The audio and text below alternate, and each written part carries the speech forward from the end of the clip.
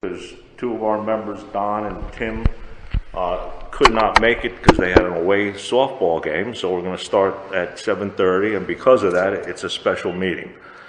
Okay, I'm calling the meeting to order. It looks like it's 7:00. No, it's 7:30 on the dot. No, it just went to 7:31. Okay, the first thing is attendance, and commission members that are here. I heard Mary Ellen. I hear Glenn. What other commission members are out there? Don, myself, and John are here. Any other ones?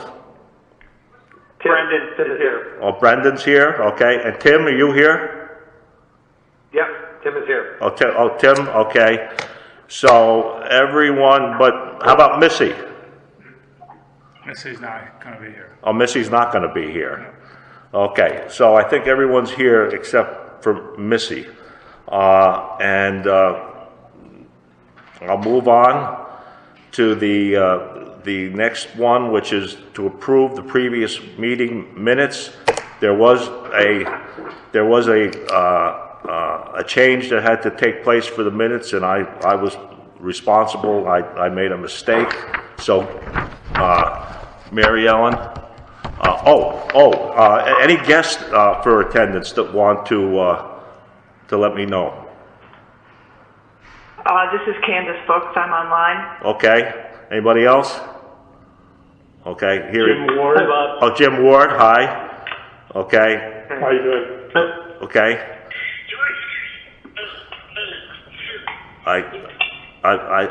Mary Jo Noble. Okay. Nicole Hill. Yeah. Okay. You getting all these? It's very hard. Hi, Bob. Greg Hackett's here. Okay.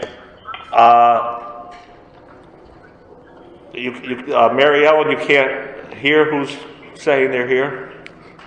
I got Candace, Ward, Mary Jo Noble, Greg Hack, but I couldn't hear the others. If there's somebody, I know, I couldn't hear it here either. There's some background thing we hear. Maybe we should just all look right here. Just staring at them while we... What was that?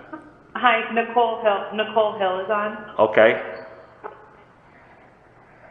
Okay. Okay. Well, we're going to move on to approving the previous meeting minutes. There's more people to say we're here. Why don't... I think we only have to note the people who speak, don't we? I'm not sure. Yeah, I think so. But isn't there public comment, so can we all speak? Yes, there is public comment at the end of the meeting, just like most meetings, okay? Oh. All right, so, we're next on to approve the previous meeting minutes. Mary Ellen, you have a correction to the meeting minutes from April 1st? I do. I'm going to move to accept the meeting minutes of April 1st with the change of paragraph 4 under the director's report to say that Don stated that the Little League will be playing at Cross Lane Park and Town Woods Park this year, and 160 kids are registered. Lacrosse Club has 221 kids registered so far. They will hold practices and games at Townwoods Park with 35% of the kids in the club being from Lyme and Old Lyme. Thus, the same percentage in practices will be held at Townwoods Park. Okay, John? Yeah, I'll second that. Any other commissioner want to comment on that? About the minutes? No. No. Okay, hearing none, somebody make a motion, John, to I'll make a motion to approve the minutes approve the minutes. from the April meeting. I'll second it. Okay. All those in favor? Aye. Aye. Okay. Anyone opposed? No. Anyone abstain? No. Okay. Okay, that's approved then. We're on to the next part of the meeting, director's report, and I'll give it over to Don on the agenda. We're having an update on the programs. Could people please be quiet? They're making a lot of background noises, please. It's going to be an update on PRC programs, a special part about lacrosse field usage at Townwoods Park versus Old Saybrook Valley, and summer camp issues, alternative programs. So go ahead, Don. All right, let's just start with facilities, going through them one by one. Cross Lane Park is fully open and operational, and Little League is in full session there. We recently did some building upgrades. We corrected and fixed a lot of electrical items that were needed attention in the building, involving motion sensors for the exterior lights. We repaired outlets. We rewired some lighting, and we installed LED bulbs. In the bathrooms, Public Works revamped the bathrooms. They put a new sheetrock ceilings in them. They painted the interior walls, floors, and ceilings. We replaced some sink fixtures and repaired some toilets. And the exterior of the Cross Lane building is, we're trying to get that painted. That's forthcoming. Director of Facilities, Phil Parchek, is handling that along with me, and I will update you when we get that determined. Townwoods Park obviously is open and operational, and the lacrosse club and the Limo Lime Soccer Club and Little League are all in full session up there. There has been some recent field changes to the softball field. The Little League has done some work there, some volunteer work, to make the field a little bit bigger, the infield to suit a larger group, a new group of baseball players there called 50-70, where they've changed the mound and the base path distances to accommodate kids in between Little League field size and their next step at the middle school.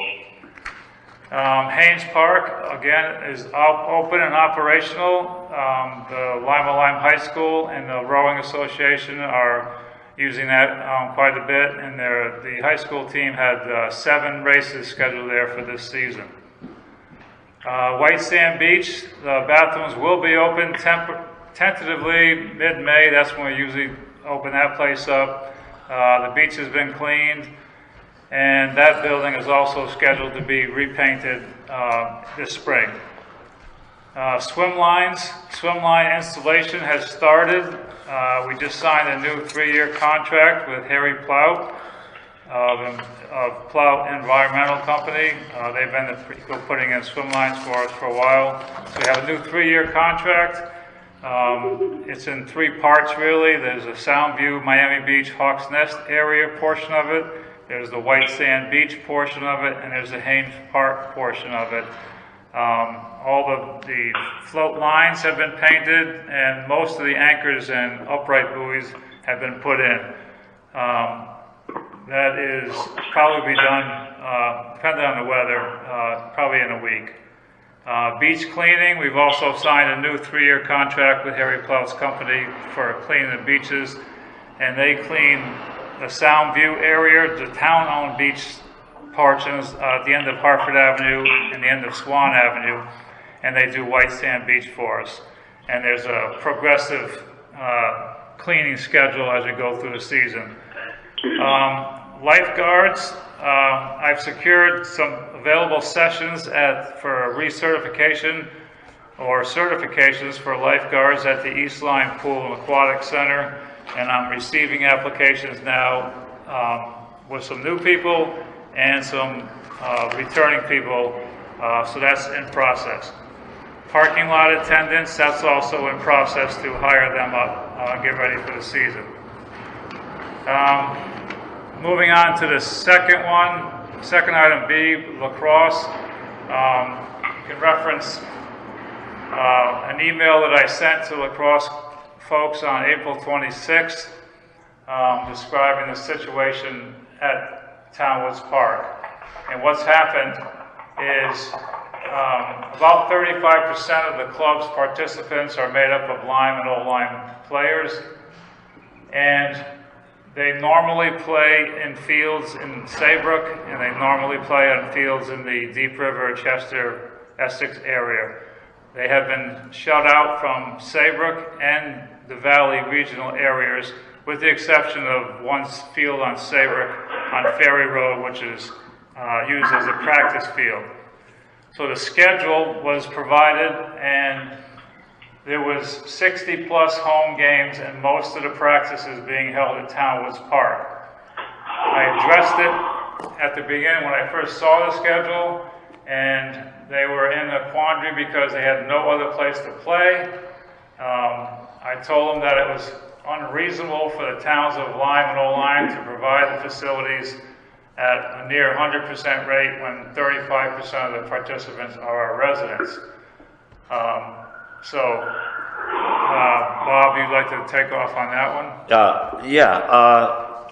We ran into something very similar to this, what was it, 5-6 years ago or so.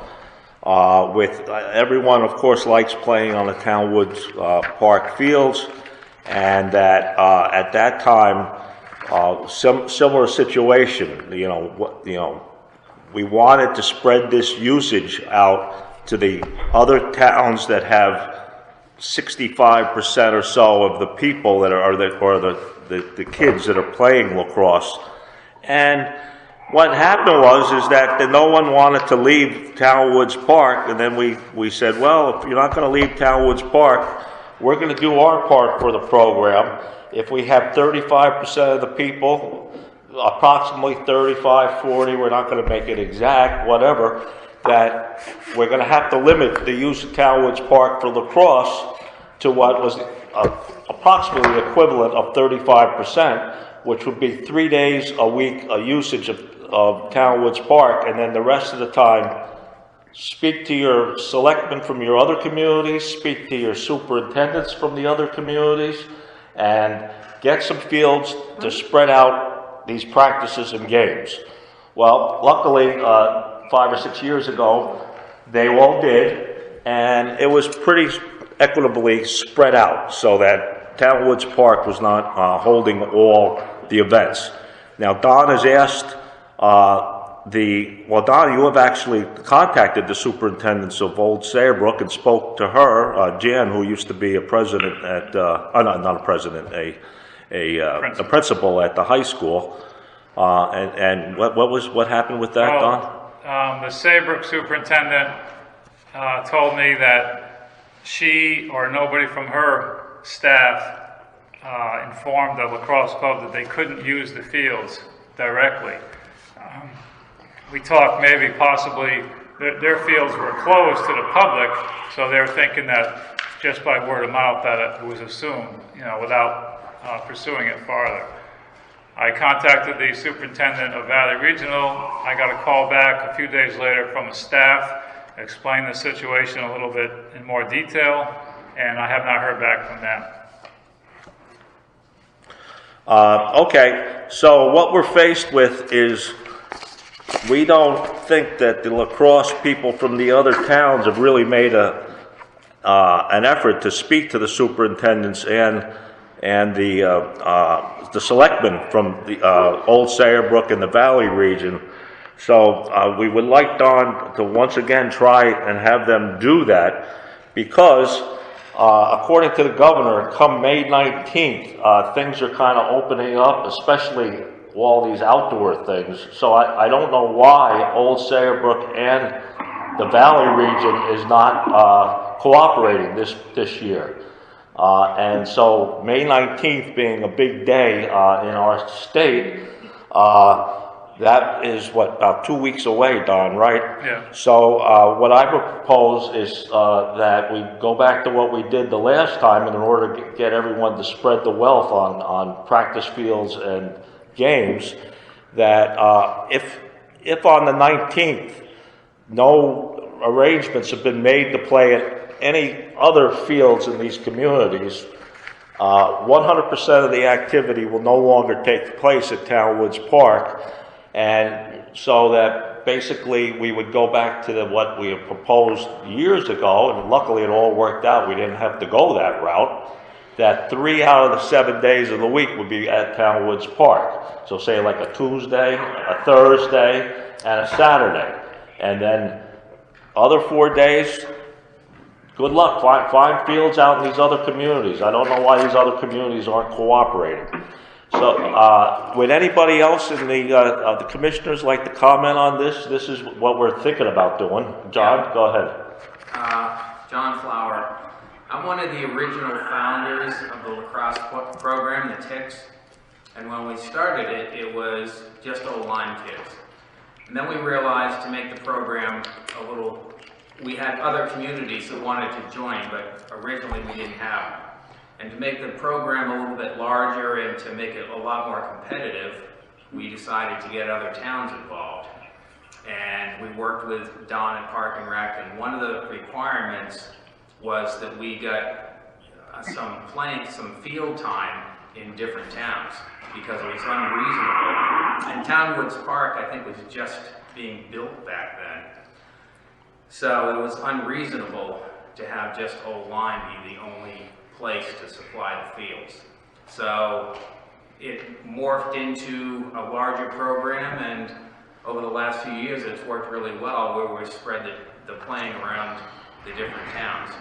Well, now all of a sudden the towns have decided that everyone's going to work in O-line, and I don't think that's correct. It was never the premise of that organization to just work out of O-line.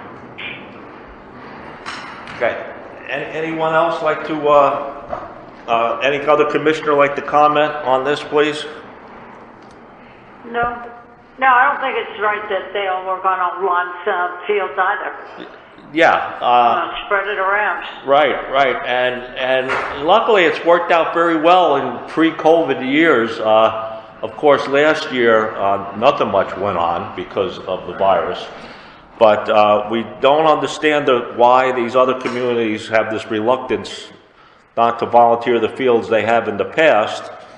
So yeah, it's just not, it's not fair to this community to be burdening all the activity. Right. Brendan or Tim? I'd like to speak up on that. Huh?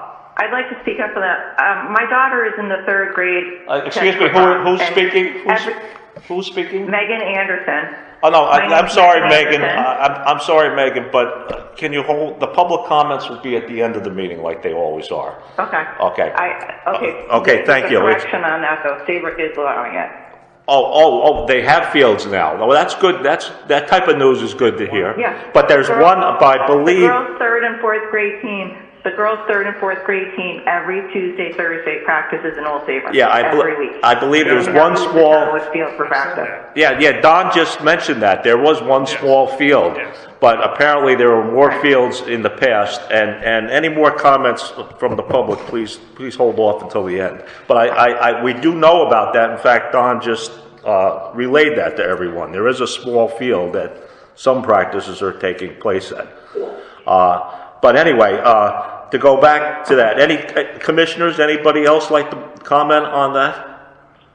Tim or Brendan or no? I mean, this is Tim. I think it's, pretty standard that if we've got, 35% of the kids, that should be about 1/3.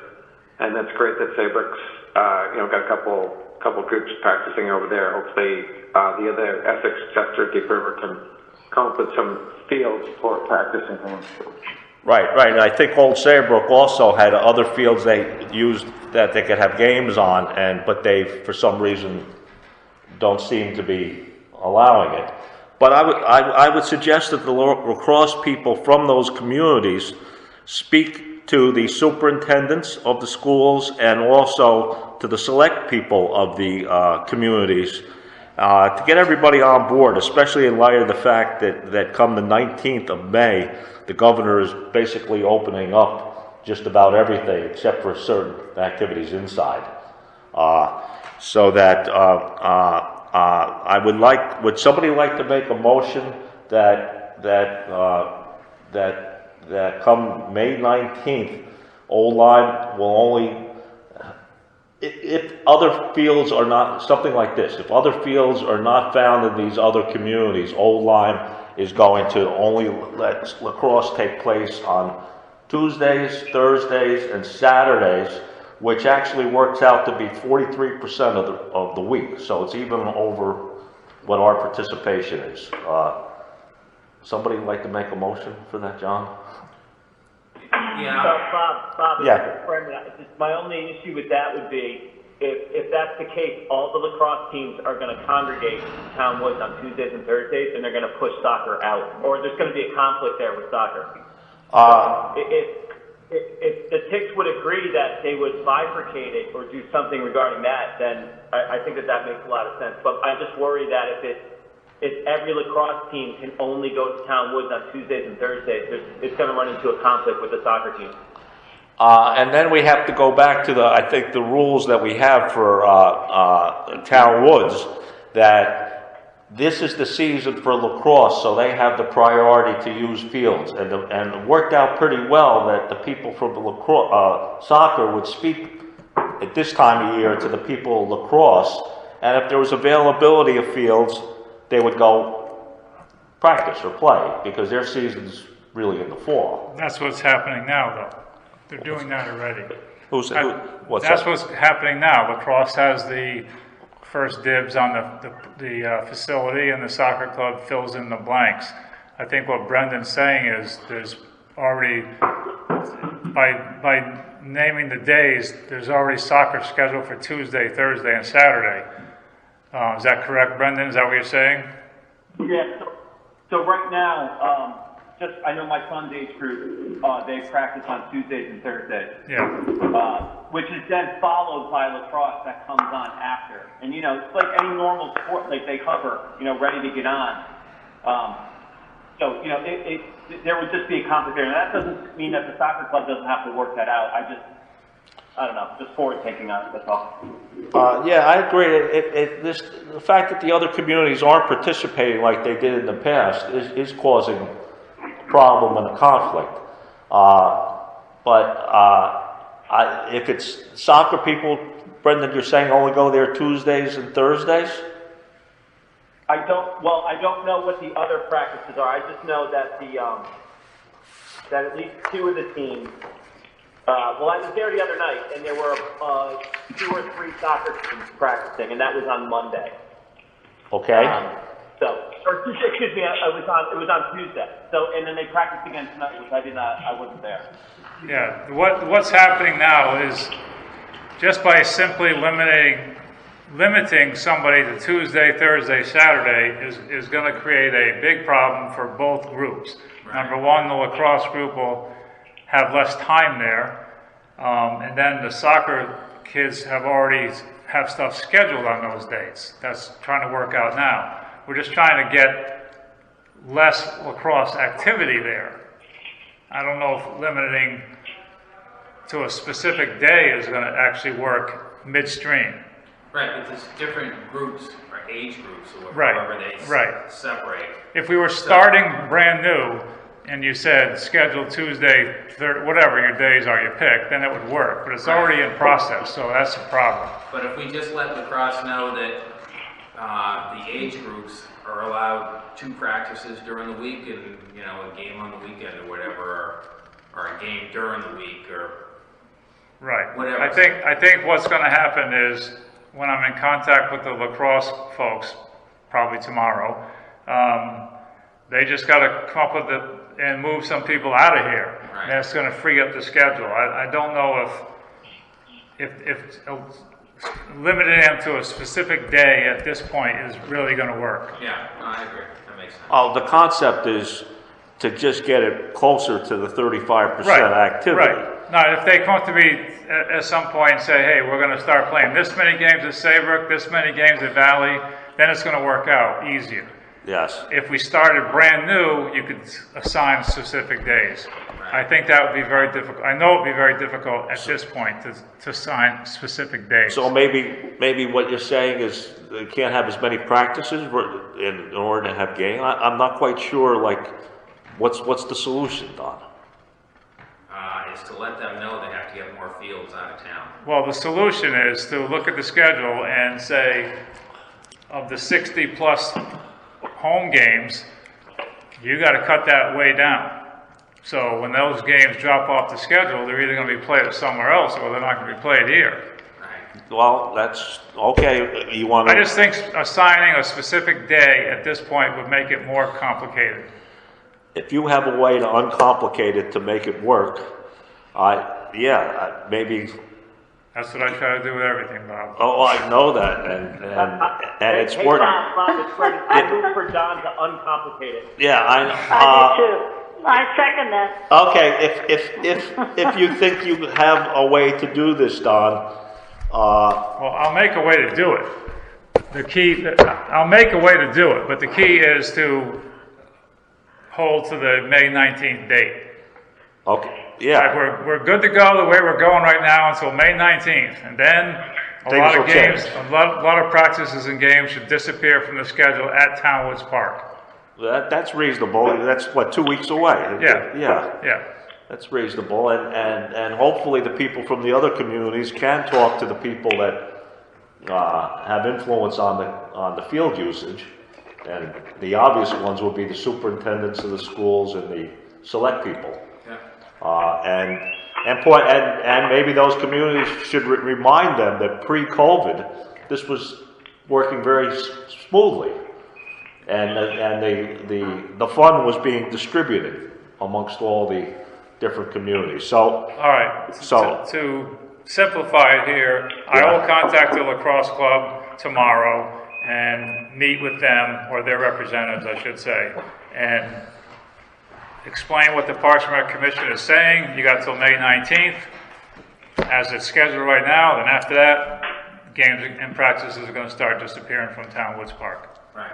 We're down to 20 games instead of 60. Right. Yeah. Right. So I'll figure that out. Okay. Well, Don, it's amazing that you can do all this, being a one-man show here in this community.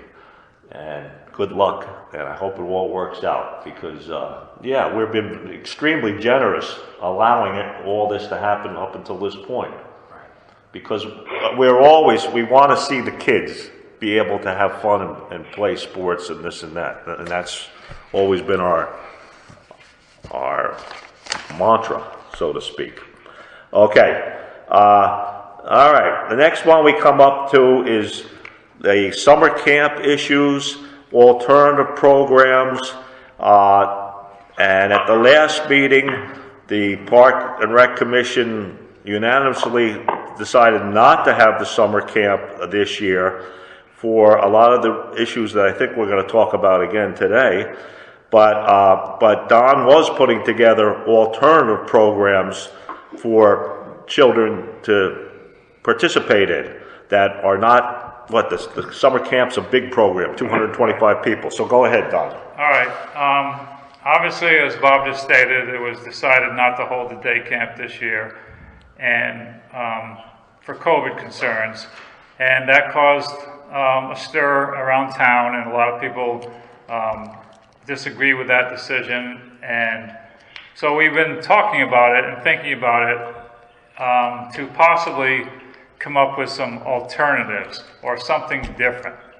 So let's just talk about the day camp right now, and I'm going to say something briefly, and then I'm going to read a letter that Missy Colburn-Garvin has provided, because she's not attending tonight, about the same subject. If you have the day camp, it's not going to look like the day camp of the past, for sure. There was normally, or last few years, it was 230 kids there or so, a 6-week camp. Most of the ages were from 5 to 12. And there's a lot of kids and a lot of activity, and I usually have a staff of about 24 or 25 high school, mostly high school and college-age kids, with an older person overseeing it as a supervisor, if possible. So some of the things that would have to change if this is decided to go forward is, because of all the CDC guidance that I have, the Ledgely Health District contact tracing protocol that I have, and a state of Connecticut memo from the Department of Childhood, whatever that is called. There's a lot of restrictions on how to do things. And the things that are coming up are cohorts, smaller groups, can't intermingle with each other. And if that stuff is like that, I mean, they're doing it in the schools. We all know that. And hats off to the school system for pulling it off this year. But they have a much more staff. They are trained professionals. They have a lot of money. And I'm working with high school and college age kids who are very good. I'm not being critical of my staff. They're very good. But we would have to do some things differently if we had the camp. And this is what the commission needs to think about. What would be the extra cost to cleaning the facilities? We would need to put kids in cohorts. I would probably need to increase staff. We had a nurse at the last day camp we had, and we certainly would need a nurse again. I would need to probably secure a second facility. As an example, we normally use the high school gymnasium and commons area and the exterior fields. We might need to secure the middle school as well. You have to think about what you do on rainy days. I don't think there's a way for us to accommodate the crowd on rainy days. What do you do on the really hot, the summer days where previously we were able to come inside and get to the air conditioning? We might have to reduce the number of participants in the camp. The cost would probably go up to cover stuff like that. We might have to reduce the weeks. I mean, if you made a decision tonight, which you're not going to, if you made a decision tonight to have the day camp, that puts me 4.5 weeks behind schedule right now in organizing it. So that's under the gun. So it would probably start a week or so after it would normally start, and that's my thoughts on the day camp off the top of my head right here. So now I'd like to read a letter from Missy, kind of echoing a lot of this stuff. It says, "Hi all, sorry that I'm unable to attend tonight's meeting. Please read on my behalf, thank you. I think we can all agree that Limo was lucky to have safe in-person learning all school year.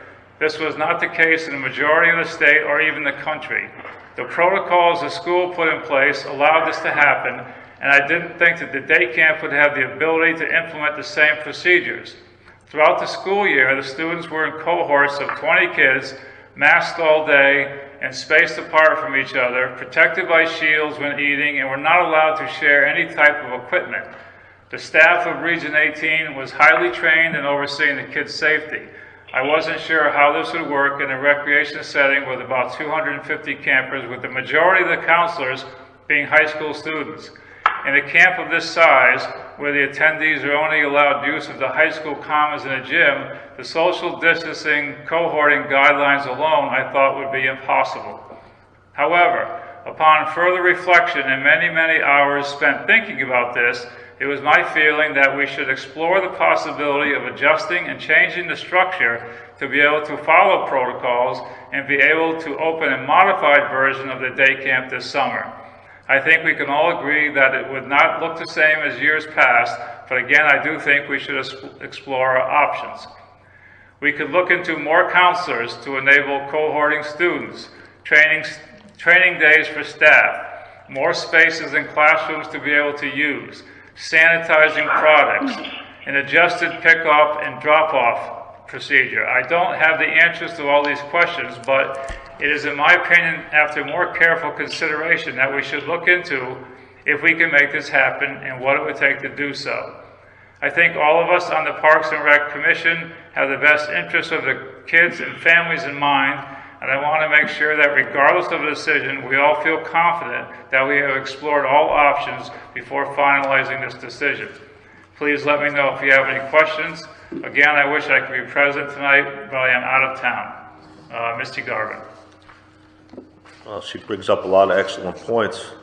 And I think at this point, you are talking to the superintendent about possible arrangements that could be made, also probable costs that would be involved, also not only the need for a nurse, but would the nurse or somebody else have to do contact tracing?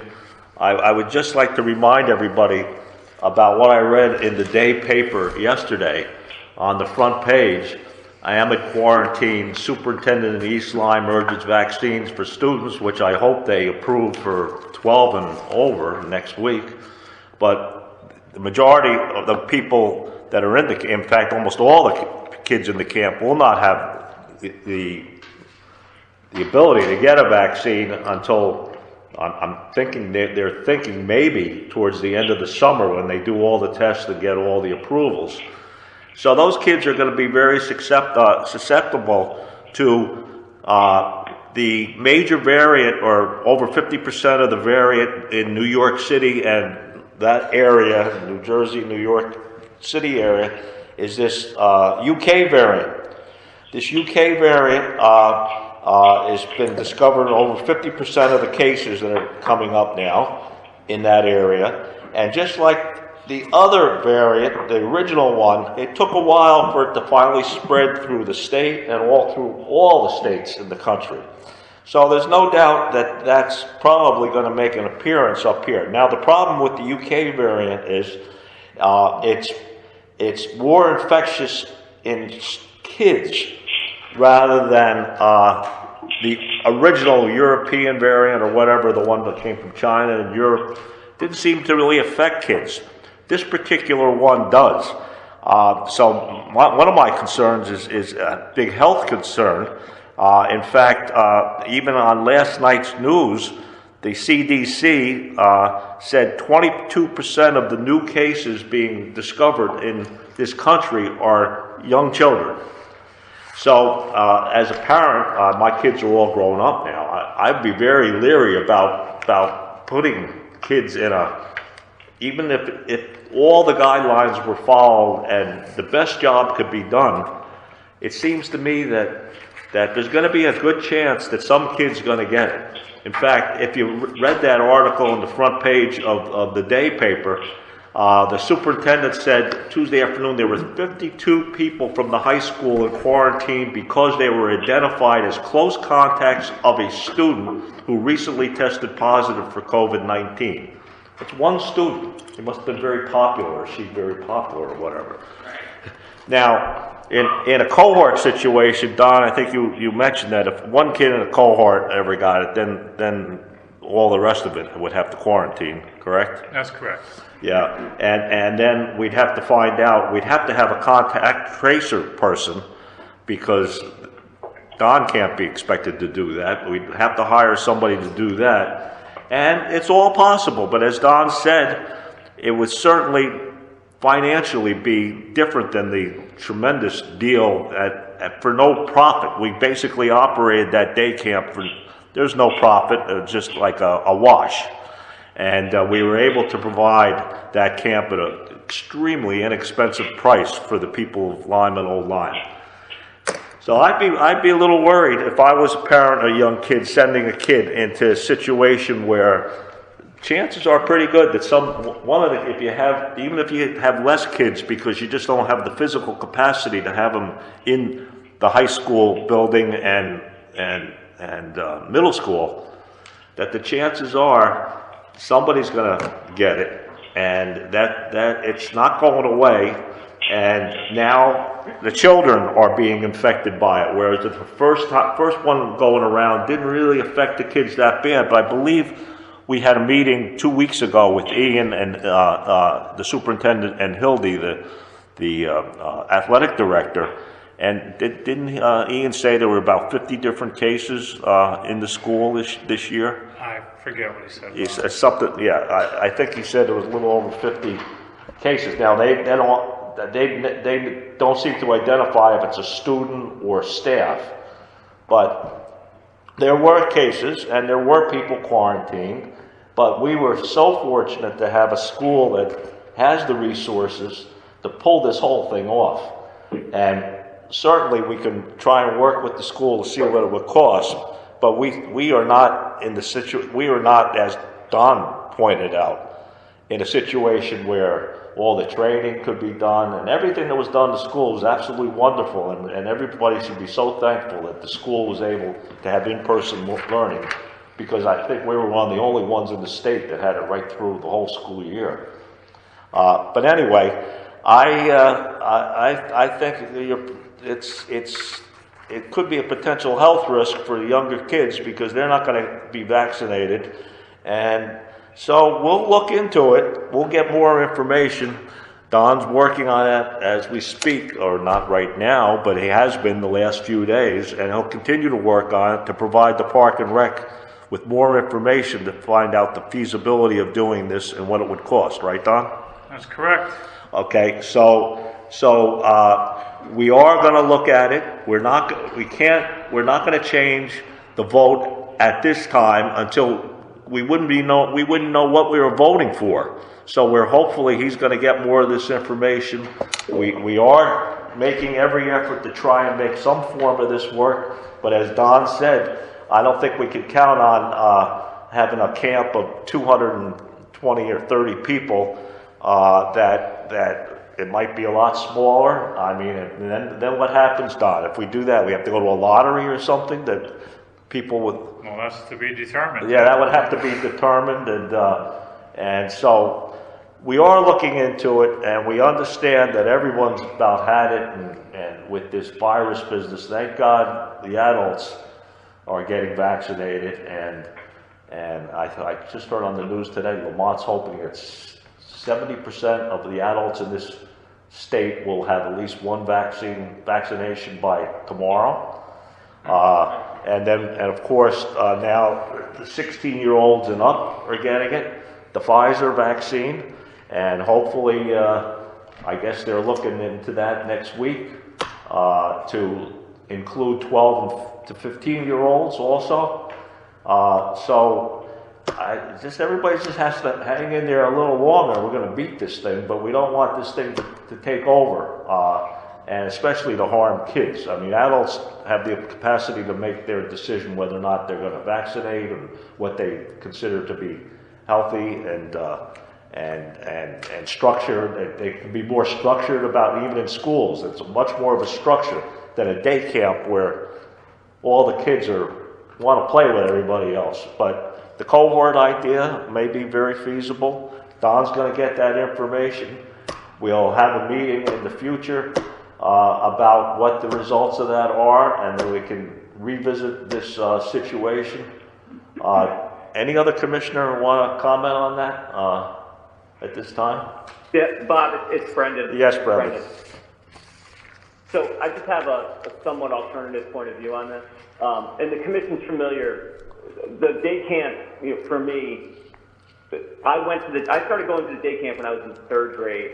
I worked at the day camp as a counselor, and now both my boys go there. So, it's something that is super important to the McKeever family. So I'm very familiar with it, and I appreciate and respect Don's and the commission's concerns. Just a somewhat alternative, thought process would be, and to Bob's point, one of the things that I think that we just need to take into consideration is the onset of the vaccine, which even though the kids aren't vaccinated now, I think something for us to think about, maybe it's a mandatory that anyone who's hired has to be vaccinated. I think excellent point. He brought up a point about the state. I think he brought up a point about the state. 70% of the adults are vaccinated. I would one shot. I don't know this for sure, but I would imagine that Old Lyme is. I mean, it's worth noting. Old Lyme has been excellent in its COVID, in its ability to contain this virus. Relatively speaking, and I can say this with certainty, in comparison to East Lyme, there is no comparison. Old Lyme has been excellent. And, the kids are all playing together anyway. I mean, regardless of what the rules have been, you go down to Town Woods, when I was there on Monday, it is a mob scene down there. And the kids are all together, some masked, some not. They're all playing together anyway. And I think that, to Don's point, and something that is probably inarguable, in order for this to move forward, there is no doubt that the cost is going to increase. The things that we're talking about in order to make it work, sanitation, nurse, contact tracing, maybe temperature checks, PPE, all of that stuff would have to be passed on to the consumer. And I would wager that the parents or the families, if they're complaining, then too bad. It is what it is. But it's something for us to certainly take into consideration. Don brought up some good points, and I think Missy did too, that maybe it's a bifurcated process. 11 and up are on Tuesdays and Thursdays. 5 and 6, 7 and 8 on Mondays, Wednesdays, or not. I don't know. The good news about, and I'm not taking into consideration rain or extreme heat, but the majority of what these kids want to do is be outside anyway. And I think that the CDC certainly has been on, just when people are outside, the threat of the virus is much smaller as far as spreading it. And one question I would have too, just about contact tracing. We are in the legislative health district, and I think a question that I would have as a commissioner is, why can't they do it? Or why shouldn't they do it? Somebody there, the town, I believe, Bob, if I'm not mistaken, don't we pay them to be our health commissioner? So of course. Yes. We used to have a sanitation person, yes. Yeah, John Flower was one of them. Right, so maybe they should do it. Maybe that should be part of what it is that they do for the town. And maybe that would be something that would eliminate an extra burden on Don and the counselors as far as trying to figure out some type of contact tracing. I throw these points out there. I mentioned to Don earlier that, after the first vote happened, I received a lot of input from, for lack of a better term, my constituency. So I coach a lot of these kids. I have interaction with these parents. A lot of the parents are clients of mine. So, I guess it's safe to say I'm not the only one who has a soft spot for the day camp. It is a very popular thing, and if there's any way that the commission can put our collective heads together to try to make this work, I think it would be a positive thing for the community and for the town in particular. I think you made a lot of excellent points, Brendan, and I think that's exactly where we are right now, that Don is in talks with Ian about, is there a possible way to make this work over at the high school and maybe possibly the middle school gyms. The biggest problem, I think, is if they have to go inside. Outside, I agree. Outside, chances are much less of getting infected, especially if you can kind of keep the kids apart from one another and not hugging and sharing things, which kids normally like to do. So, yes, you made a lot of excellent points, and I think that that's where we're at right now. Don is looking into it. Don also is putting together some other programs with tennis and soccer and other things, Don, right? You just want to mention some of the other programs that you're talking about? Well, right now, confirmed schedule right now, the Lime Parks and Rec Department is holding their soccer camp June 21st through 25th. We normally hold ours, and ours was scheduled for August 2nd through 6th, and I added another one in July 12th through 16th. So there's 3 weeks of soccer camps available. I've been in contact with an organization, Skyhawk Camps. They're nationwide, and we have 3 pretty firm possibilities. We're very late into the game because of all this. Talking with their representatives, if we stay with this company, all this stuff will be done by March each year, which is fine with me. But we currently have availability to have a basketball camp in July 6th through 9th, tennis camp July 26th through 30th, and a camp, what they call Mini Hawk, is like a multi-sport camp for the younger kids, July 19th through 23rd. Also, under no direction by Parks and Recreation, I am pretty sure, I've been hearing it, that the Limo Lime Little League organization is trying to hold baseball and softball camps throughout the entire summer. And most recently, a citizen involved with the Old Saybrook Swim and Racket Club has provided me with some camp information that they're holding. There's a series of week-long camps.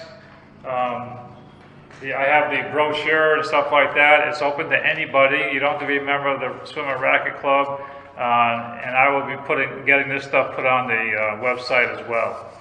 So those are some of the things that we're trying to do to help out with having things for the kids to do at this point.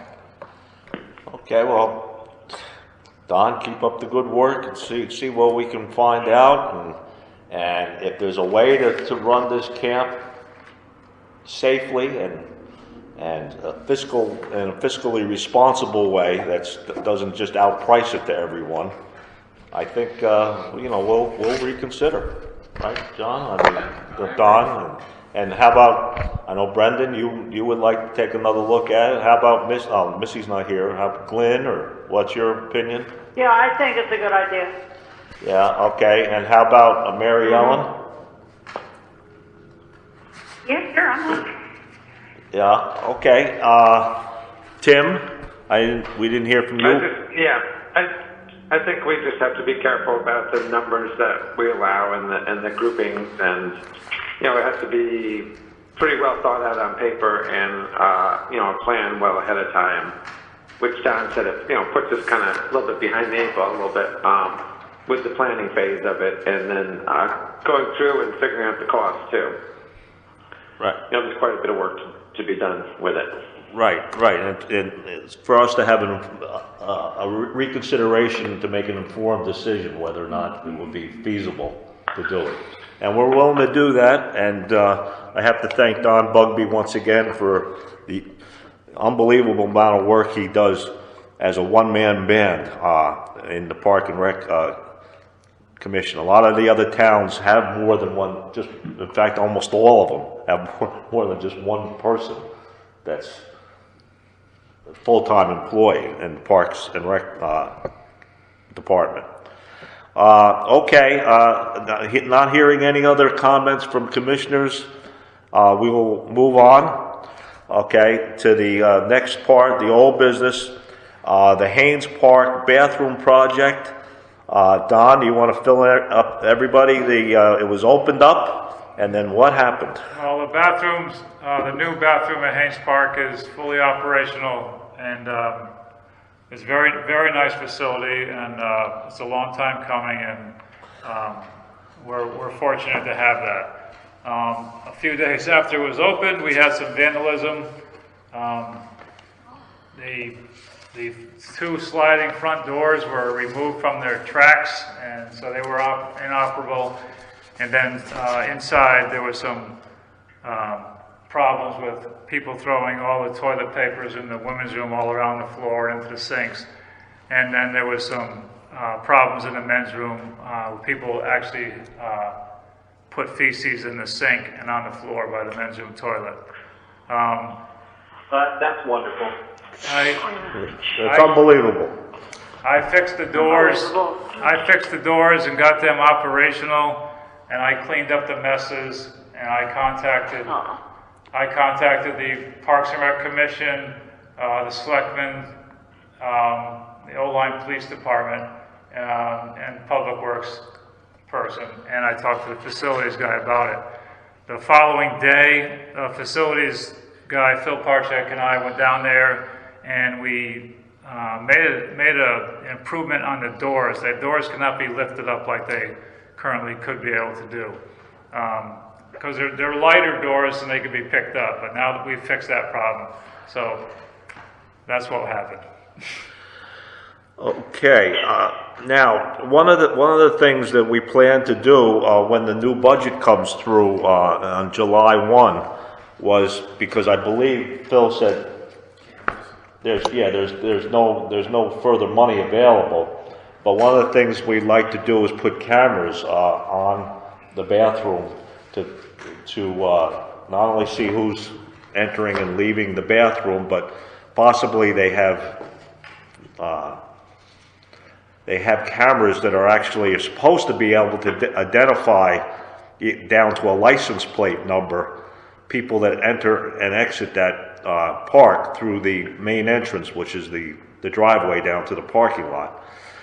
So I was going to, I think what we're going to do is, if we can somehow get the money to do this before July 1, we'll talk to the select people and the Board of Finance people to see if we can get money to do this sooner rather than later, because unbelievable that the place was only open for 2 or 3 days and this vandalism occurred. So that's one of the things we're going to do to try and increase the security around there, and we'll see what happens if we have to wait till July 1 or can we start this a little bit earlier. Anybody else like to comment on that point about the bathrooms? Any commissioner? No, hearing none, we'll move on.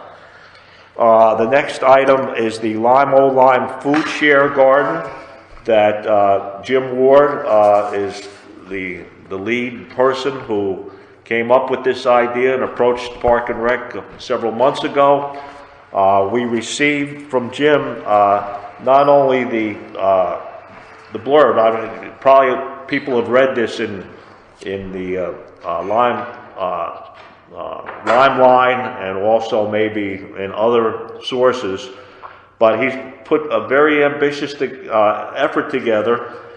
They have 1, 2, 3, 4, 5, 6, 7 individuals on their board. They have been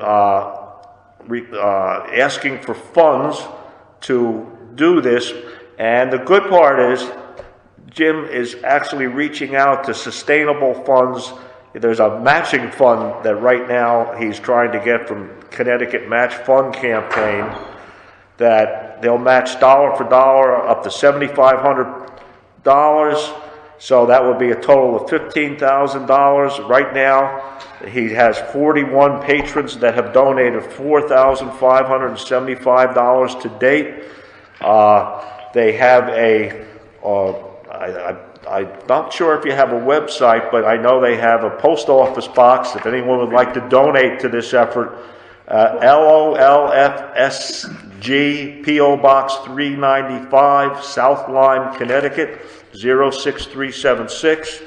And he's also has 53 residents that have signed up to be on the garden's mailing list. So people are enthusiastic about this project as a volunteer effort. He's also reaching out to other funding organizations to get additional funds, and basically this is a pretty good program. It's going to be a real good program because he's reaching out to United Way and other organizations that could pick up and deliver produce to especially our surrounding community here. And basically this year he's putting it all together and doing the fundraising and making further contacts with other people that would be involved or other organizations. He's got the next steps for this year, or he's got some irrigation. He's hoping to get a Pfizer grant, hoping to hook up electricity, provide a tool shed, and basically he's got a plot of land that's, if you know where the field house is in Town Woods and where the baseball fields are, it's in that, basically it would be in right field of one of the fields and left field of the other field. Got a 70-foot by 180-foot plot that he plans to fence in this year, get the soils ready, do soil testing, and it's really catching on, and we hope that other people in this community speak to Jim and possibly help out. They're going to have all types of fundraisers for some sort of sign to be placed, and So contact Jim Ward, and if you're interested. And basically, at this point, although the Park and Rec Commission has said that we want him to provide a business plan, which he has for the first 2 years, that we at this point now have to make it official for the town, for the zoning department. It's for the zoning department, I believe, to make it official that the Park and Rec supports this and wants this to be out. I heard that from somebody. So can we make a motion that this Park and Rec, is in support of the Old Lime Food Share Garden Initiative, and give them permission to put this plot out in an area which is currently not being used and is actually perfect for planting. So, John, you want to make a motion? Sure. I'll make a motion that we support the Lime Food Share Garden, and that they can, go ahead with the planned plot, that they've actually gone to wetlands to make sure it was okay with them. And, right. Yeah. Okay, Mary Ellen, you got that? Motion? The only part I did was I had John moved that we support the Lime Food Share program, and I couldn't understand the last part of that. Initially to be a 70-foot by 80-foot plot that has of land behind the field house, and that at Townwoods Park. Okay. So could you reread that, please, Mary Ellen? John Flower moved that the Park and Rec Commission support the Food Share program initially to be a 70 by 80 foot plot. 180 foot. 70 by 180 foot plot. Okay. Field house at Townwoods Park. Right. Okay, that sounds good. I'll second it, Mary Ellen. Okay, Glenn seconded. Any further discussion by the commissioners on that? None for me. Okay, hearing none. All those in favor? Aye. Anyone opposed? No. Anyone abstain? No? Okay, so the motion passes unanimously, and we'll contact the town to tell them Park and Rec has formally endorsed this project. Okay. Thanks, everybody. Thanks, everybody. Okay, thanks, Jim. You're doing a wonderful job, and keep it up, and hopefully we have free vegetables to hand the people that need it by next season at some point. You got it. Okay. Great. Thanks a lot. Okay, thank you. Have a good one. All right. All right. The next one is the status of the agreement/path from 176 Boston Post Road to the town docks in Haynes Park. And for that, Greg Hack and his LLC people submitted, I guess it was a week and a half ago or so, another proposal, and what we did at the last meeting is we totally dissected the last proposal that was up, and we came to certain agreements on some minor revisions to the September 1 document. So what I did is, based on what was said at that last meeting, I sent around the minor points that we agreed on at the last meeting, and I sent everyone a copy of the agreement with those corrections in it in blue, and I also wrote a note to everyone on the commission. As you know, at the last PRC meeting, we agreed to a number of minor revisions to the September 1st version of the Haynes Park LLC agreement based on a thorough review of all the LLC comments received. We then asked the LLC to indicate whether they would agree to a version of the agreement that incorporated those minor revisions or not. In response, the LLC sent another round of LLC proposed revisions that go beyond what the PRC agreed at the last meeting. To clarify the PRC position, I incorporated only those revised terms that the PRC agreed to at our April meeting into the original September 1st version of the agreement and shared it with the first selectman.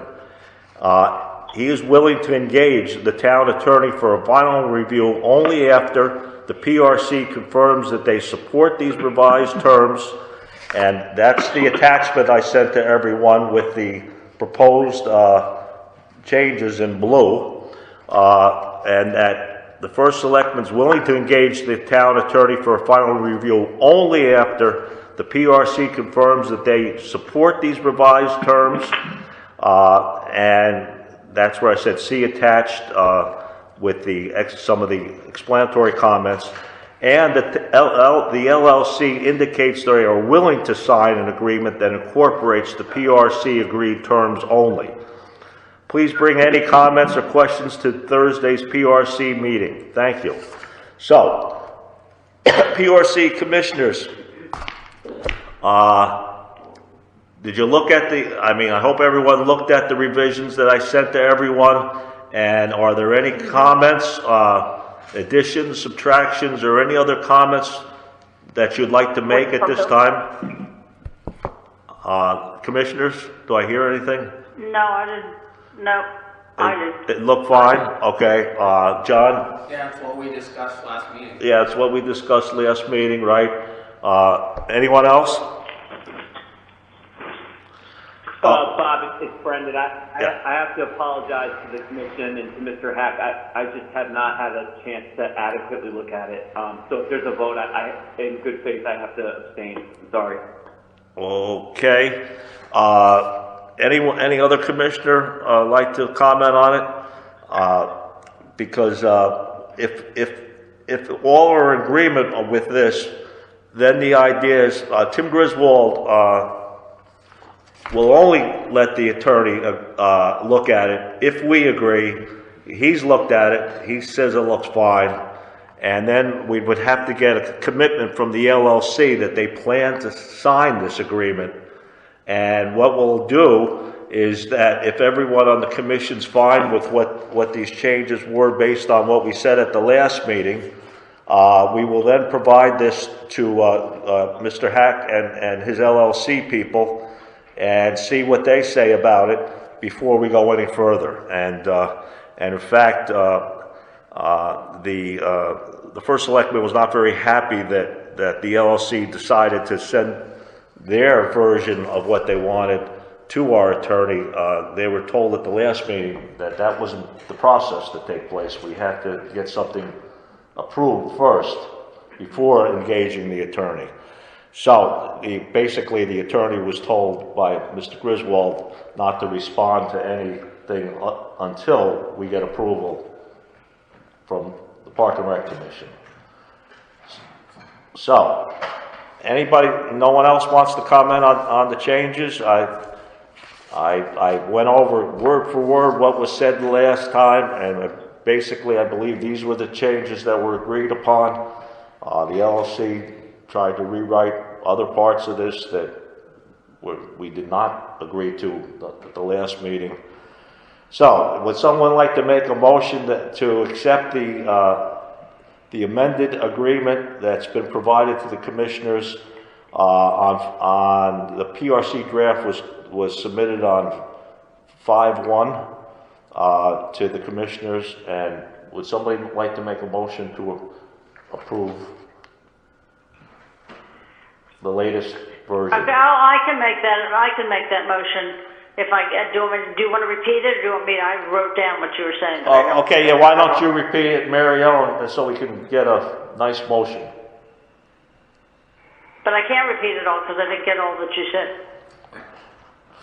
The amendment and the agreement. Okay. Basically, the motion would be that the PRC agrees with the latest draft of the agreement for permission to use path in Haynes Park that we are submitting then to the LLC for their review, and if they say that they are willing to sign this, then we will send it to the attorney for a final review. That's the motion. Okay. That's the motion. Yeah, okay, I make the motion. Mary Ellen, you got that? You want to reread it? Mary Ellen? I apologize, I was interrupted. I did not get the whole thing.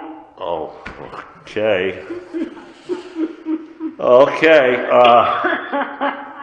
Would someone like to make... The agreement from the LLC. Right. But I didn't get it all either. I didn't finish it all. Okay. Let's try it again. Let's try it again.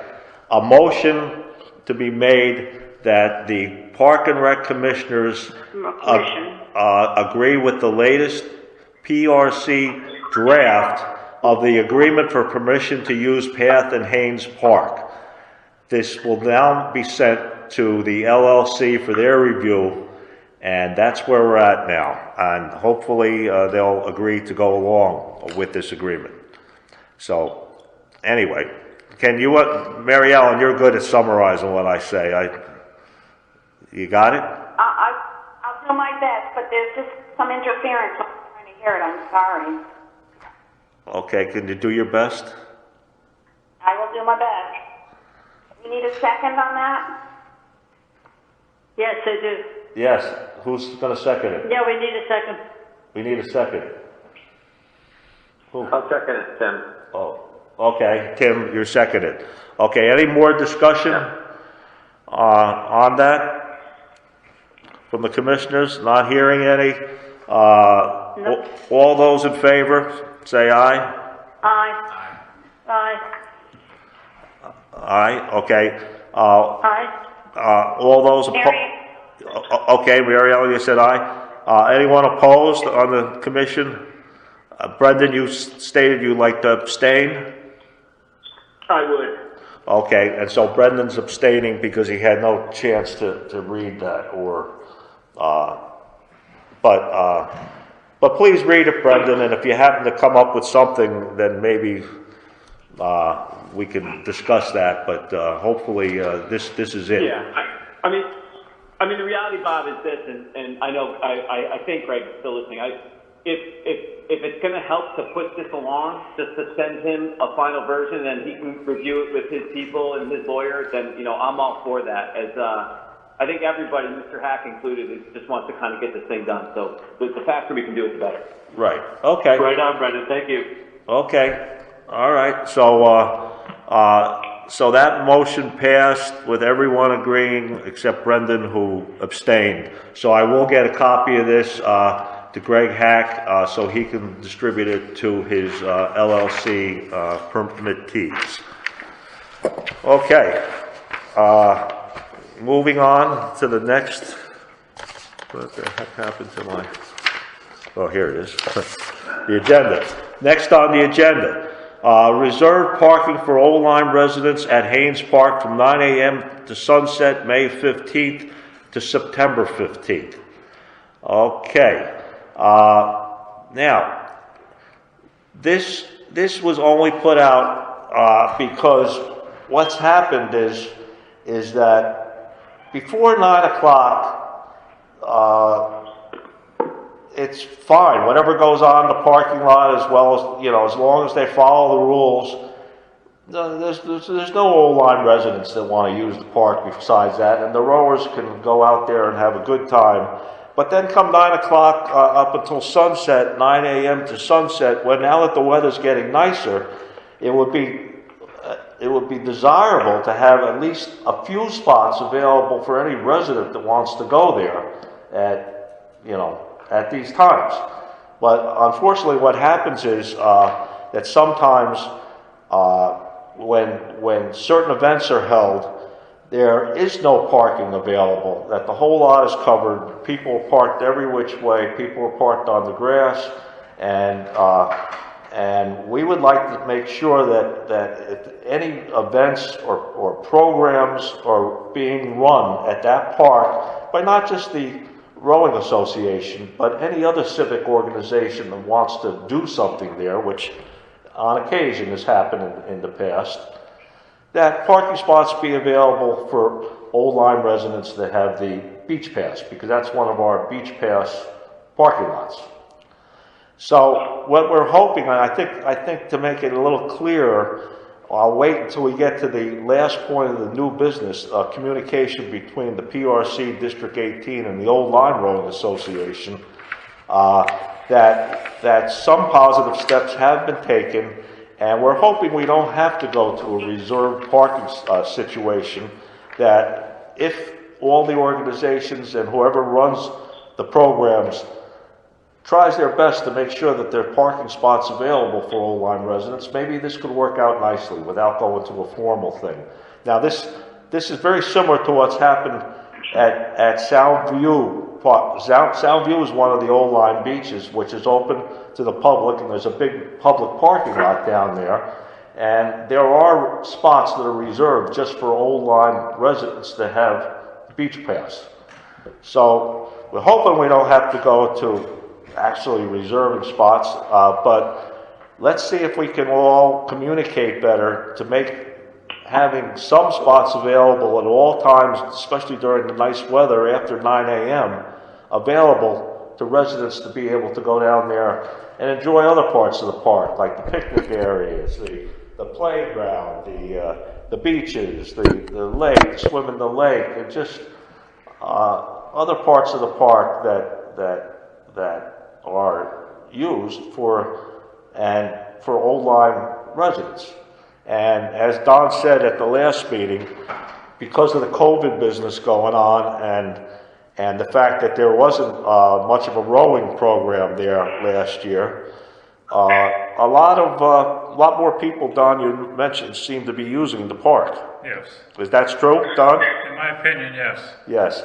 So we're hoping everybody can play nicely together and so that everyone can enjoy it, because I think everyone has to realize that it's a small park and it's shared by Old Lyme residents. It's an Old Lyme park, okay? It's shared by the school rowing program, and it's also shared by the Old Lyme Rowing Association, which runs the community-based program.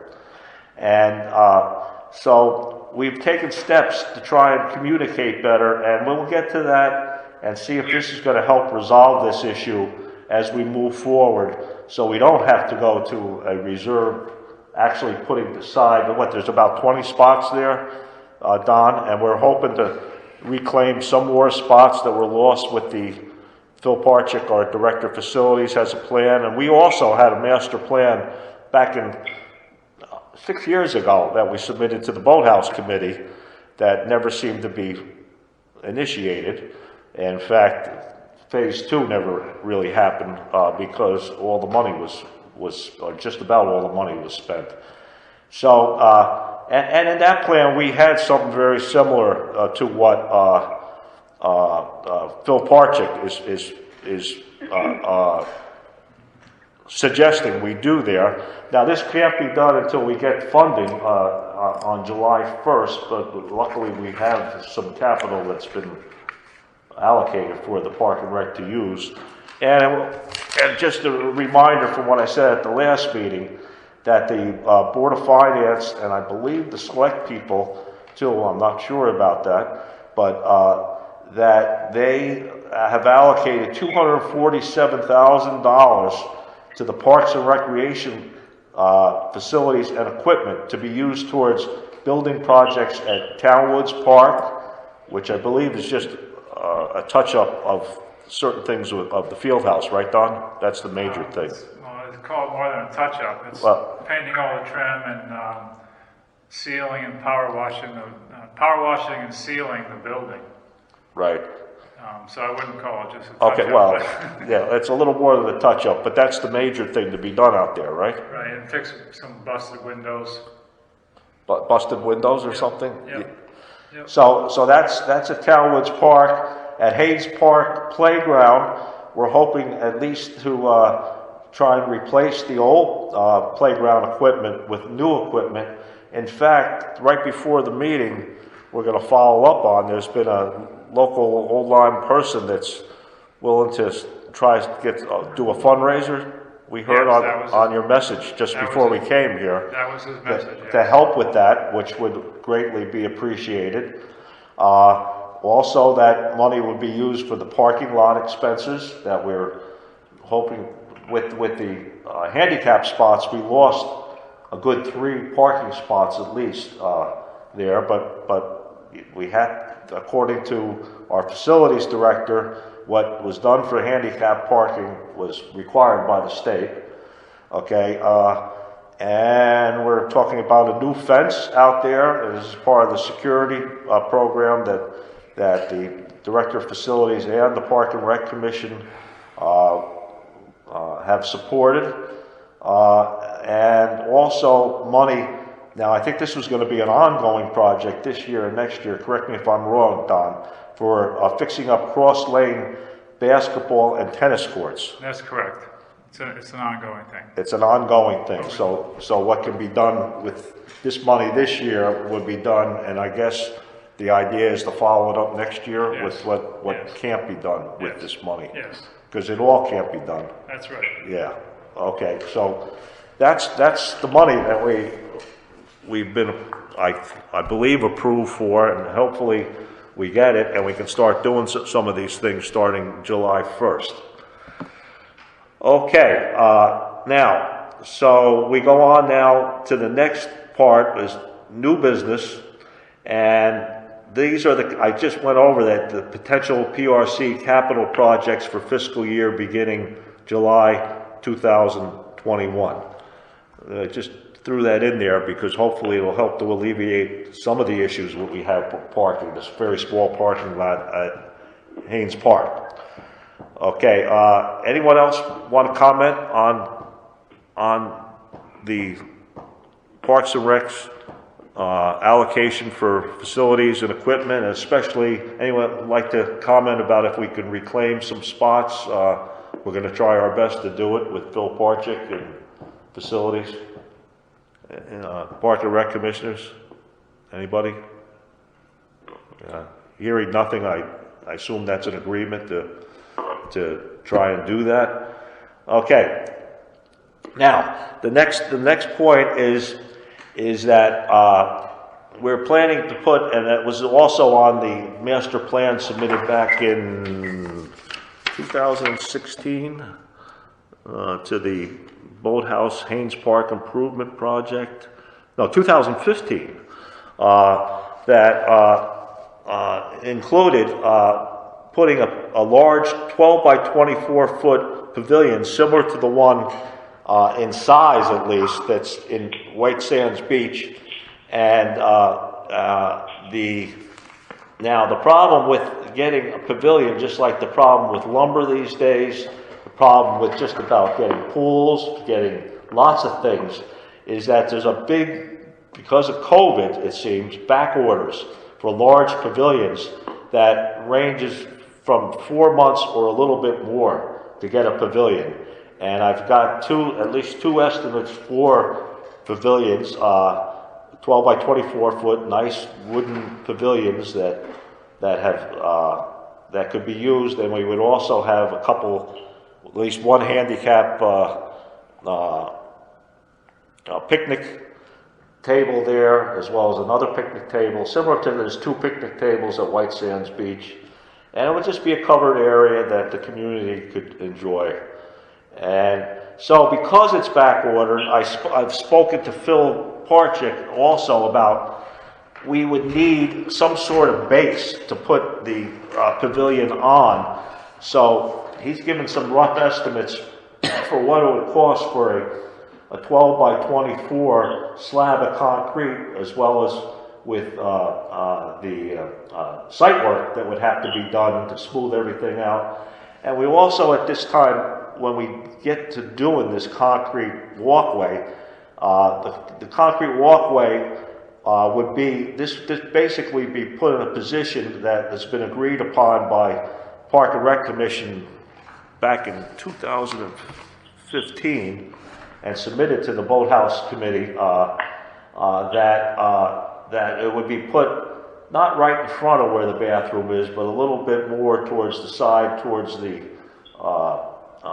boathouse, and in an area where you'd have a view of the lake and this and that. But it would also be in a position so that any handicapped people would have easy access to get to the handicapped bathrooms. Now, we also, at some point, and Phil hasn't worked this into a budget yet, so I'll wait to say what the final budget would be, just to put concrete path also to the boathouse driveway to make sure that the boathouse is handicap accessible.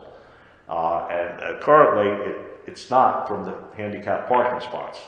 Correct, John? In bad weather, it wouldn't be. because the way the code reads, if the surface is hard enough for a wheelchair, then it's okay. But, you know, depending on the weather, it doesn't work.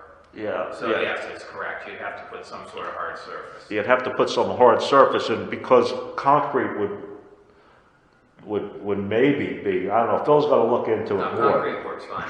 Yeah, and it's probably the most fiscally responsible one to do, because I know if you did pavers, that would be a lot more. Yeah, no, they're going to move around.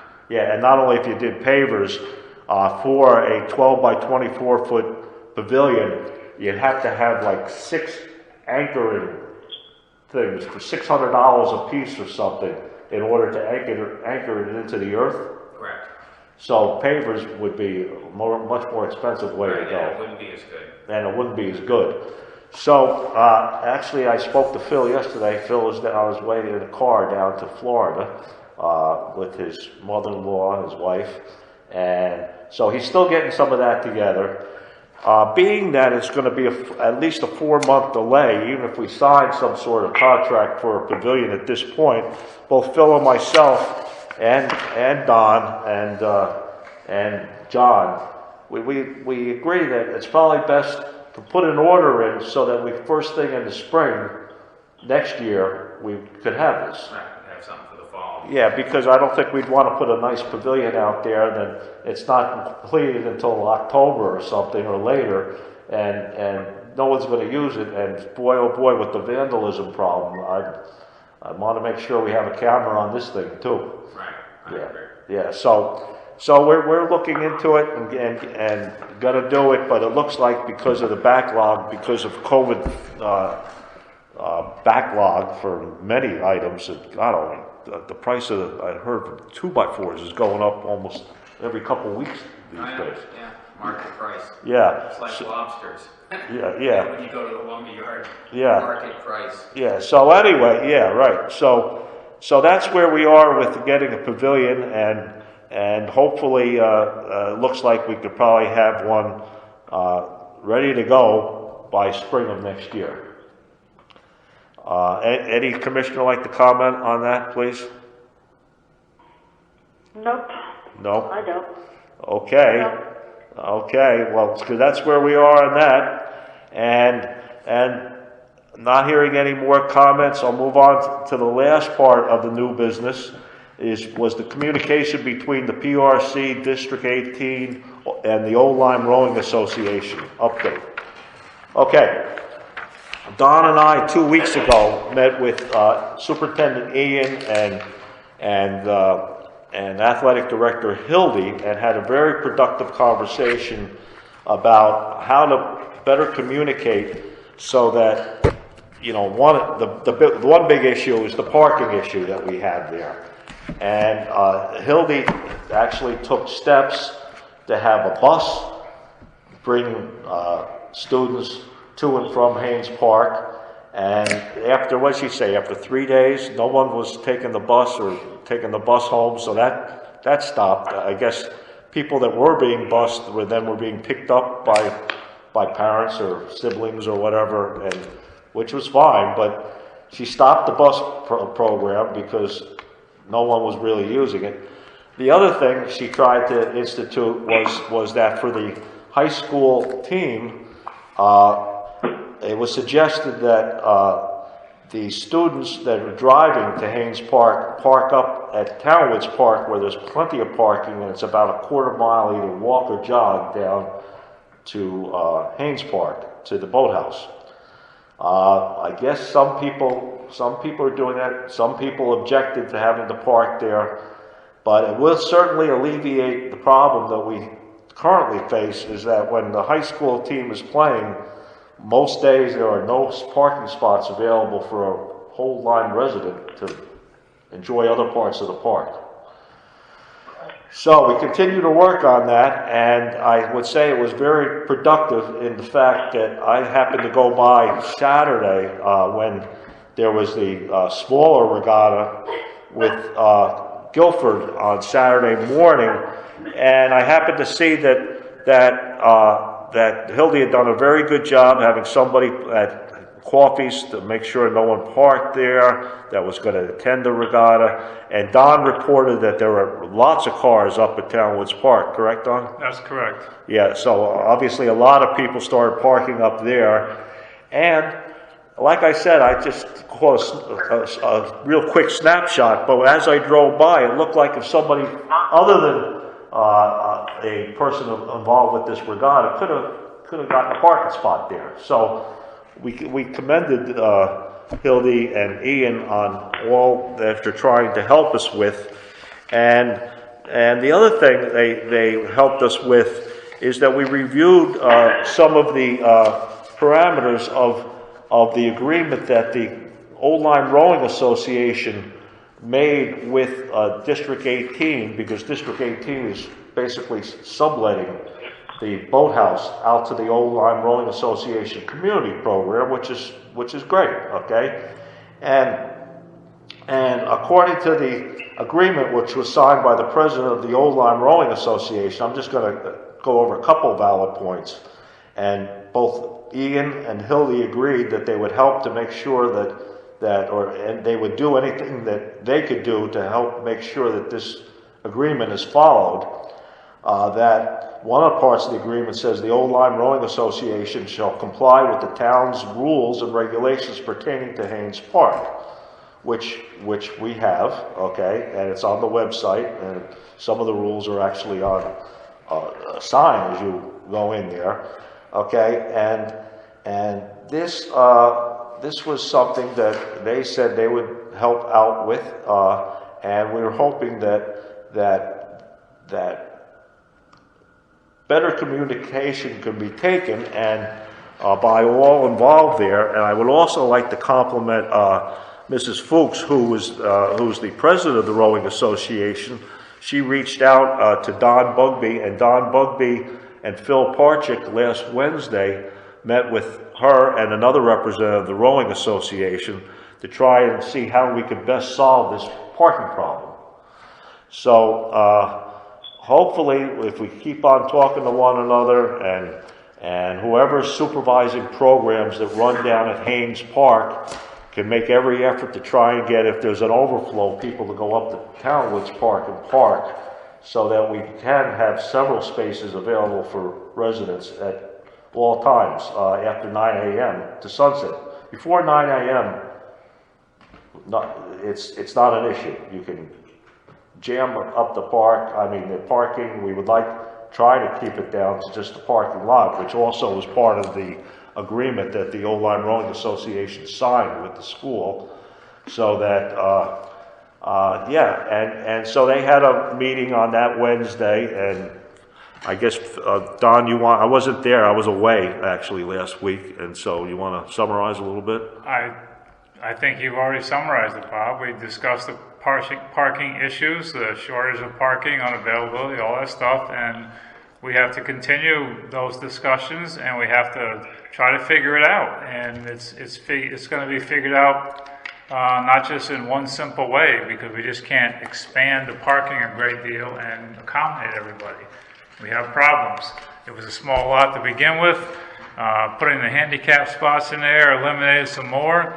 Putting the handicap spots in there interfered now with the so-called second row of parking that's usually in the parking lot, and there's problems there, and we just have to try to resolve them best we can. So we hopefully all the lines of communication stay open. So between the school, the Rowing Association, and the Park and Rec Commission, we can solve the problem. And so we encourage more dialogue when we, as we move forward. And like I said, I was very encouraged by the communication that we had with District 18. I'm encouraged that the Old Line Rowing Association reached out to Don to discuss this. So I think we should be able to work something out that will accommodate as many as possible, because everyone has to realize that's a shared park. It's a small park for Old Line residents that, especially in the summer, have beach parking stickers, and as well as participants in the community rowing program. And if people, now that people, older people are getting vaccinated, could we go to some sort of carpooling maybe that would help the situation if people live in a similar area? I think if you're vaccinated, I don't think there's any problem with that anymore. And also to work, we're going to work with Phil to see if we can reclaim some spots, which we think we can, and we're going to try and do that. And I would just encourage that the communication lines stay open between the PRC, District 18, and the Old Line Rowing Association. What do you comment, John? Yeah, I just said very good. That's good. Okay. Any other? Very good, definitely. Yeah. Any other commissioner? Yes. Okay. Anybody else? Brendan? No, I agree. Mm-hmm. Yeah. Brendan, Tim? No, agreed. Nothing more from me. Okay. All right. Yeah. I mean, it sounds like you explained everything, so. Yeah. We're trying to make sure we have free communication between the three major players that share that park.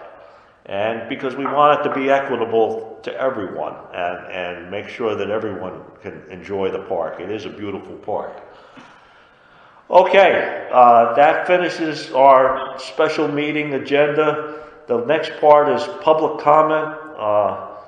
Okay, so go ahead, public comment. If anyone would like to comment, please identify yourself and say what you want to say. I'm happy to go first.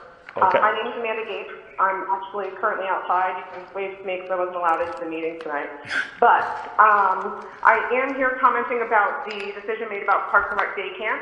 While I understand you guys are reconsidering having a camp, I think it's important to point out that there was a serious lack of consistency in your points. You made a point to say that it would be difficult following CDC guidelines regarding camp, but then are they not the same for sport? I'm a little confused about that. You opened with numbers of 220 for lacrosse and soccer with no problem, but then again, when the 200 plus number came up for camp, you had a slew of concerns that weren't there when discussing the sport. You had sources and made references with COVID concerns for camp, which I believe a lot of those were false. But you applauded and pushed for sport and the use of the field.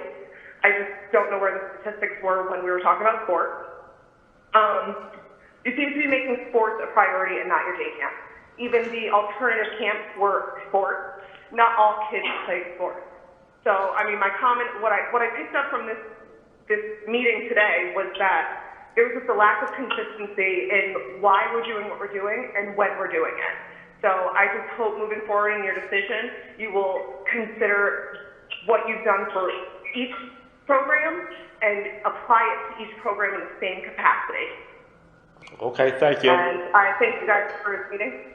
Okay, okay, thank you. All right, well, what? With sports, John Flower, the players aren't there all at the same time. So when you have 200 and whatever lacrosse players, they're not there at the same time. They're spread over the different time periods. The camp, as it has been in the past, they're all there at the same time. And plus, I think Missy made a lot of good points in her recommendation because she's involved very much in those type of things with the youth center over here. Right. But I think the other big difference is what happens when it's raining and hot. Can you spread people out in enough facilities at the school that would then have to be cleaned and sanitized? Right. So when they're outside playing, Townwoods Park is pretty big. Right. So that's not quite apples to apples when you're talking about what you would need for the day camp versus a sport out there. 200 lacrosse players as compared to 200 campers, it isn't apples to apples because the girls are at a different time. Right. Now everybody's not out there at the same time. Yeah. I think the point is that even with sports, we have 20 people. My son plays sports too, so you have 10, 15 kids playing together, and they're playing another 10, 15 kids. That's a cohort right there. We can have the same concept apply for the Parks and Rec. That's what the other towns are doing. They're having, I think it's East Lyme that I was trying to sign up for my kid, but unfortunately because I'm not an East Lyme resident, I can't get my kid in the Parks and Rec there. So they have groups of, I think it's first and second grade, third and fourth grade. They have 2 groups of 20 kids in each one, and I'm sure that it eliminates a lot of that contact tracing that you were talking about. So another thing, it's just the consistency. I don't want you to get caught up on it only being, 220 in sports. It's the fact that every time we talk about sports, we're pushing for it. We've got this, let's figure out these field situations. And then when we talked about Parks and Rec, it was so easily pushed to the side and brought down. Well, what about this? And the cases are going up and this and that. Come on, those are excuses and they're not valid. Okay, thank you very much for your comments. I want to just support what the speaker is saying because Old Line Road. Who is this first? Please identify yourself. Is this Candace Fuchs? This is Candace Fuchs. Okay. Yeah. And I just wanted to support what the speaker is saying because Old Line Rowing Association also found a way to offer sport to kids, not only this summer, but last summer as well. We've had cohorts, we had cleaning processes, we actually created our own COVID committee comprised of 3 local pharmacists and regulatory people and Dr. Hack as well. So we had experts advise our board with regards to epidemiological issues, and we were able to pull it off. Okay, thank you. And as I think you've heard before, that Don is looking into all those things to see if we can pull this off, and I hope we can. Anyone else, please? I hope so too. Anyone else, please? Yes, this is Megan Anderson. The point was made that time is running short. Well, I think there's a lot of parents who would say if you had to start a week later than usual because of timing and then went a week later, I think there's a lot of parents who would rather have something than rather nothing. So I realize time is short, but if you have to start the delay of it by a week or two, there's a lot of parents that would rather have that than trying to send our kids to other towns, which, as mentioned, we can't always get in. Then we're sending our kids to other towns who are then coming back to our town. And if the whole point is staying where you are, sending kids to other camps in other towns seems to defeat the purpose. And there's many camps, Camp Haynes and Camp Claire, Camp YMCA, that are all still going on. But because, like you said, there's a delay, so now some parents are then going to be struggling where to send their kids because of it. So if it has to be delayed a week or two, I'm sure there's many parents that would not have a problem with it, and then end it later rather than ending it so early in August. Thank you. Okay, yeah, thank you. Anyone else, please? So, Bob, this is Candace, and I just wanted to thank you for opening the lines of communication, and we'll really look forward to those extra parking spaces. I think we all want to make sure that everybody can use the park, and putting in extra spaces is a way to embrace more people instead of exclude others. So anything we could do to help put more parking in the park, we're all over it. Thank you very much. Okay, thank you. Anyone else? I would like, this is Megan Anderson again, I just would like to add one thing. At the beach, the talking about opening of the beach, there are a few things that we haven't had at White Sands, which we should have. There is no bike rack at the town beach at White Sands, which there should be a bike rack because there's many kids that ride their bikes down to the beach. There's also no locks on the changing rooms. So I think many people would appreciate if those things could be taken care of before the season opens up. Okay, thank you. Anyone else? Thank you. Okay, hearing none, do we have a motion to adjourn? I make a motion to adjourn. Okay, someone second, please. I'll second it, Mary Ellen. Okay, any more discussion? Hearing none, all those in favor to adjourn? Aye. Aye. Anyone opposed? Anyone abstain? Hearing none? Okay, we're going to adjourn. Thank you all for participating. Thanks, Bob. Okay.